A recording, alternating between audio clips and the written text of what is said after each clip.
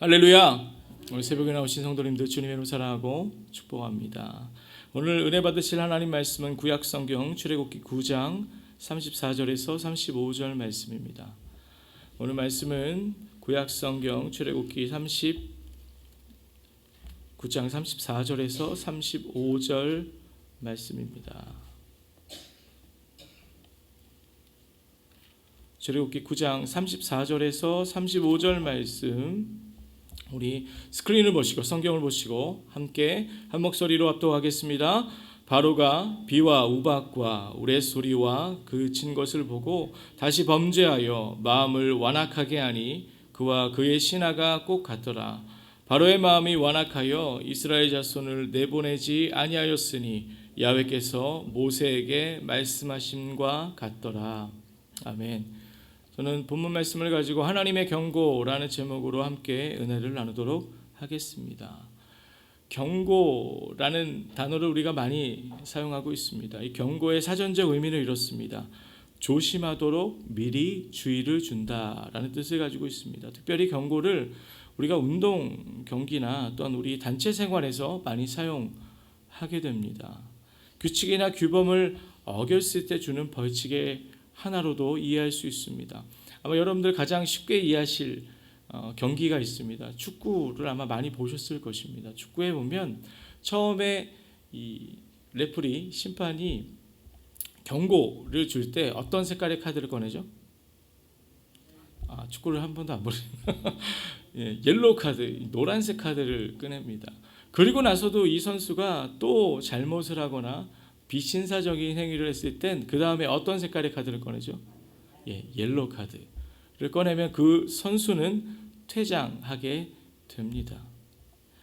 제가 저희 3번에게 경고를 줄 때 다른 말 하지 않습니다. 그냥 제가 목소리를 높여서 하나, 둘, 셋 하면 저의 경고의 메시지이기 때문에 이렇게 말을 듣게 됩니다.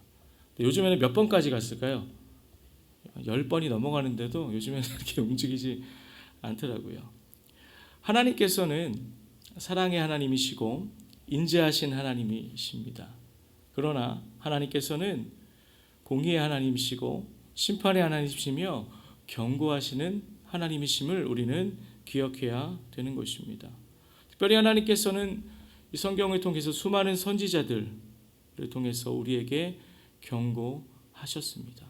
사실 성경을 보면 복음의 메시지가 담긴 책이기도 하지만 또한 하나님의 수많은 경고의 말씀이 담긴 책이기도 합니다.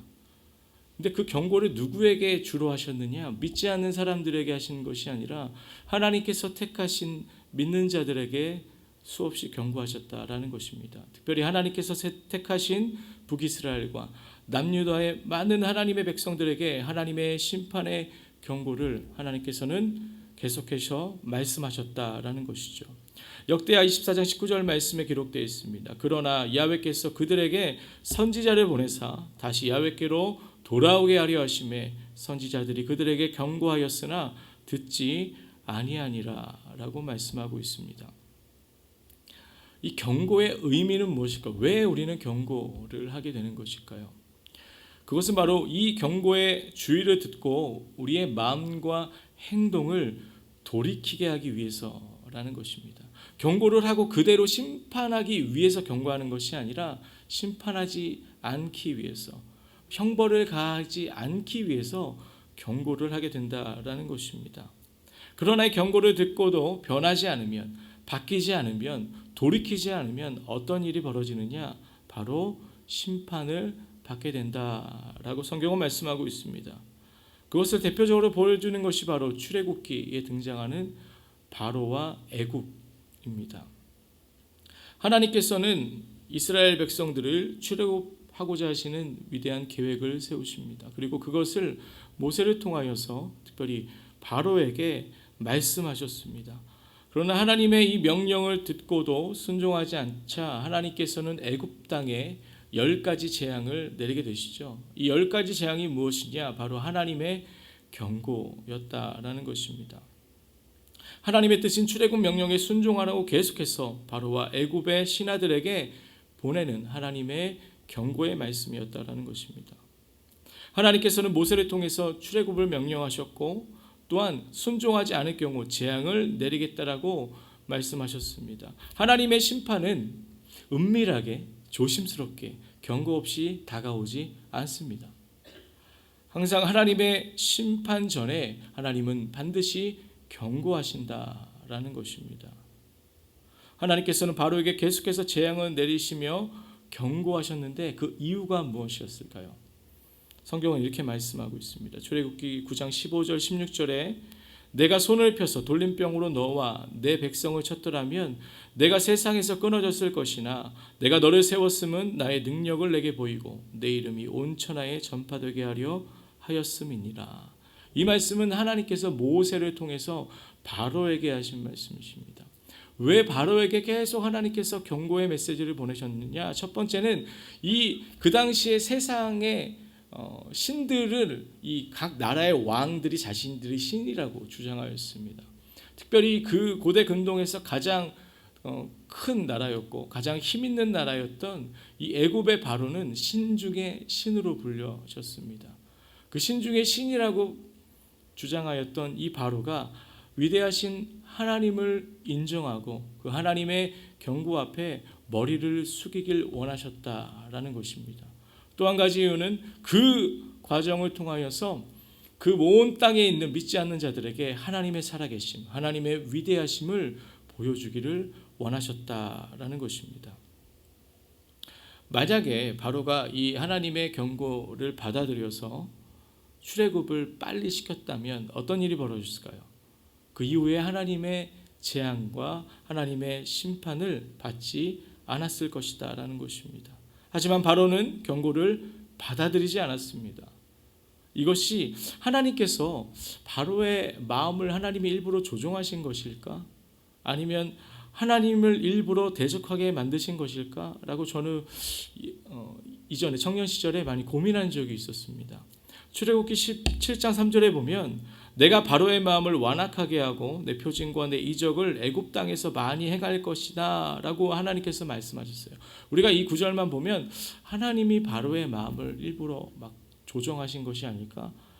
바로가 이렇게 좀 착한 마음을 있는 왕이었는데 하나님을 일부러 대적하도록 하나님이 만드셨을까라고 우리가 생각할 수도 있을 것입니다. 사랑하는 성도 여러분, 하나님께서는 저와 여러분들에게 자유의지를 주셨습니다. 그것을 하나님은 존중하시는 분이십니다. 즉 저와 여러분들의 결단과 결정을 하나님께서는 존중하신다라는 것이죠. 바로의 마음이 원래 선했는데 그것을 바꾸셔서 일부러 재앙을 내리시는 것이 아니라 바로의 마음이 원래 완악하여서 하나님을 대적하고 하나님의 뜻을 거역했던 사람이었다라는 것입니다. 결국 하나님께서는 바로의 완악한 마음을 그대로 내버려 두시는 그러한 하나님의 심판이 있었다라는 것입니다. 하나님의 경고를 듣고 그것에 순종하는 것은 누구의 몫입니까? 바로 바로의 몫이었다라는 것입니다. 즉 우리의 삶 가운데도 하나님께서 경고하시고 하나님의 심판의 말씀을 말씀하셨을 때 그것을 듣고 순종하는 몫은 바로 그 말씀을 들은 저와 여러분들의 몫이다라는 것입니다. 실제로 바로가 두 번째, 네 번째, 일곱 번째, 여덟 번째, 아홉 번째 재앙의 경고의 말씀을 들었을 때 이스라엘 백성들을 내가 출애굽시키겠다라고 선포합니다. 그런데 금방 그 마음을 뒤집어서 지키지 않습니다. 바로의 잘못된 결정, 순종하지 않음으로 인해서 많은 애굽인들이 재앙으로 함께 심판받았다라는 것을 우리는 기억해야 됩니다. 그런데 성경에서 바로와 이 애굽과 정반대의 사건이 존재하게 됩니다. 그 사건이 바로 요나서에 등장하는 니느웨입니다.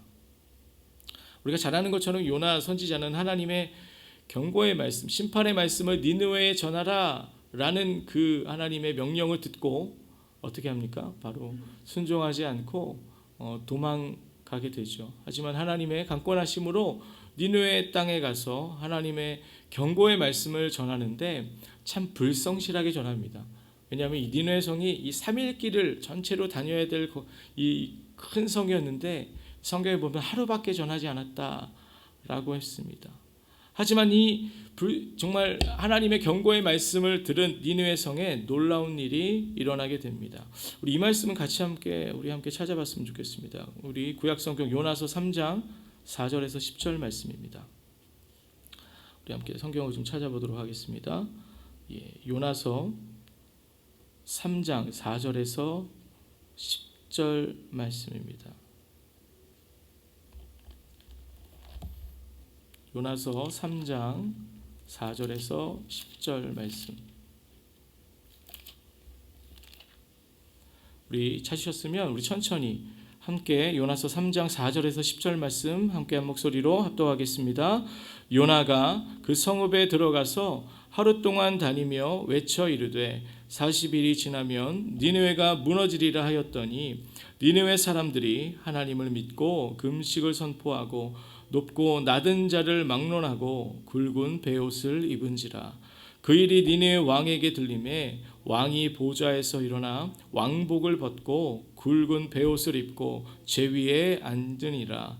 왕과 그의 대신들이 조서를 내려 니느웨에 선포하여 이르되 사람이나 짐승이나 소떼나 양떼나 아무것도 입에 대지 말지니 곧 먹지도 말 것이요 물도 마시지 말 것이며 사람이든지 짐승이든지 다 굵은 베옷을 입을 것이요 힘써 하나님께 부르짖을 것이며 각기 악한 길과 손으로 행한 강포에서 떠날 것이라.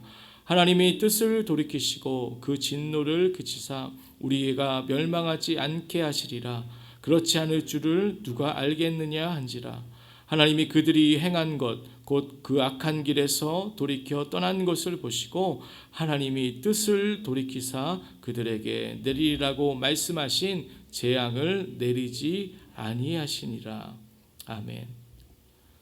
사랑하는 성도 여러분, 진정한 하나님의 경고 앞에 보여야 할 FM적인 자세는 바로 이 니느웨 성의 사람들의 모습임을 기억하시기 바랍니다.